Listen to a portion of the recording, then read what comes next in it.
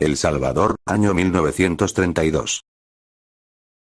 La guerra civil salvadoreña no comenzó con disparos ni con tratados, sino con una masacre que marcaría el alma de una nación por generaciones. En enero de 1932, el general Maximiliano Hernández Martínez, entonces presidente de El Salvador, enfrentó una rebelión popular liderada por campesinos indígenas y comunistas organizados en torno al Partido Comunista Salvadoreño. El levantamiento fue brutalmente reprimido por el ejército. En pocos días, entre 10.000 y 30.000 indígenas fueron ejecutados sin juicio. A este suceso se le conoció como la Matanza. Fue el primer gran baño de sangre del siglo XX en el país, y dejó una huella indeleble de miedo, represión y odio. Agustín Farabundo Martí, uno de los principales líderes de la revuelta y figura destacada del comunismo salvadoreño, fue capturado y fusilado, convirtiéndose en un símbolo de lucha para generaciones posteriores.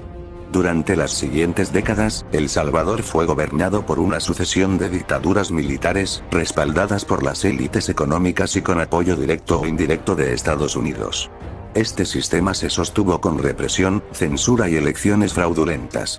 Para los años 70, el país estaba al borde del colapso. El 50% de la tierra estaba en manos del 2% de la población. La pobreza, el desempleo y la represión eran el pan de cada día, especialmente en las zonas rurales. La desigualdad era tan evidente como insoportable.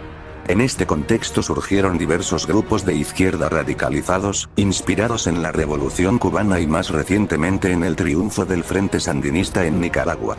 Aparecieron las Fuerzas Populares de Liberación Farabundo Martí en 1970, el Ejército Revolucionario del Pueblo en 1972, la Resistencia Nacional en 1975, el Partido Comunista de El Salvador reorganizado y el Partido Revolucionario de los Trabajadores Centroamericanos. Mientras tanto, en el poder, los gobiernos militares endurecían la represión. En 1977, tras nuevas elecciones fraudulentas, el coronel Carlos Humberto Romero asumió la presidencia en medio de violentas protestas. Ese mismo año, decenas de estudiantes fueron asesinados por el ejército durante una manifestación. La violencia se intensificó de manera alarmante, alcanzando su punto crítico mes tras mes.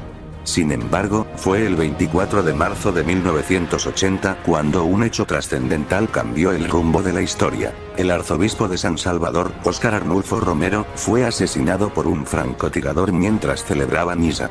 Romero había denunciado la represión estatal y se había convertido en una de las voces más influyentes del país. Su muerte encendió la mecha.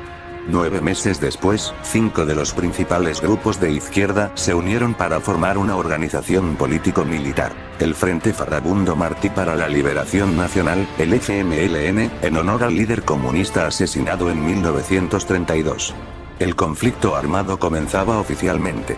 El gobierno, por su parte, consolidó su poder en una junta revolucionaria cívico-militar, respaldada por Estados Unidos, que rápidamente comenzó a recibir ayuda militar, financiera y de inteligencia. El entrenamiento de las tropas salvadoreñas fue reforzado por la Escuela de las Américas, una institución estadounidense acusada posteriormente de entrenar a militares en técnicas de contrainsurgencia y tortura. Uno de los batallones más emblemáticos del ejército fue el batallón Adlacarl, formado en 1981, altamente entrenado y responsable de algunas de las peores masacres del conflicto, como la matanza de El Mozote, donde murieron cerca de 1000 civiles, en su mayoría mujeres y niños. Ese mismo año, en enero de 1981, el FMLN lanzó su primera gran ofensiva militar con el objetivo de tomar San Salvador. Fue un ataque coordinado en múltiples frentes que, aunque fallido, demostró la capacidad operativa de la guerrilla. A partir de entonces, la guerra se volvió más cruenta y prolongada. Los combates se concentraron en las zonas rurales y montañosas. El FMLN usaba tácticas de guerra de guerrillas, ataques rápidos, sabotajes, destrucción de infraestructura eléctrica y de transporte, y emboscadas. Mientras tanto, el ejército desplegaba ofensivas masivas, bombardeos aéreos, patrullajes extensivos y campañas de tierra arrasada. Durante los primeros años, la guerrilla recibió apoyo logístico y armamentístico de Cuba y del gobierno sandinista de Nicaragua, que a su vez recibía ayuda de la Unión Soviética. Estados Unidos respondió con una creciente intervención indirecta. Más de $4.000 millones fueron canalizados hacia el gobierno salvadoreño durante la guerra. Uno de los momentos más intensos se vivió en 1989, cuando el FMLN lanzó la ofensiva hasta el tope y punto, una operación de gran escala para tomar la capital. Durante casi una semana, San Salvador se convirtió en un campo de batalla. Hubo ataques en colonias populares, barrios ricos y zonas gubernamentales.